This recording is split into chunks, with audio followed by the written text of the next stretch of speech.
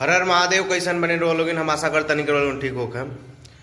आज हमार माई गाँवे से जिउतिया के प्रसादी चिवड़ा आ ठेकुआ भेजले बिया। तो माई कहलक है कि जिउतिया के प्रसादी जरूर खा लीजिए।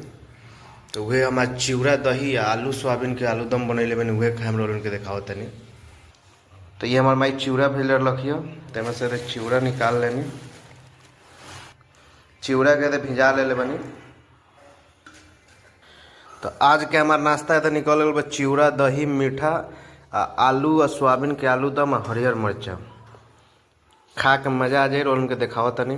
माई के प्यार हो आ गाँव से आयल दही चिवड़ा, घरे के चिवड़ा रख बाद दही कीन के ले रही हो। खा के तो बहुत मजा आयल हो। साँच बताई तो घरे के याद आ गए। माई का हाथे के प्यार बड़ा चिवड़ा रख प्रसादी रख में खाए में तो और मजा आयल हो।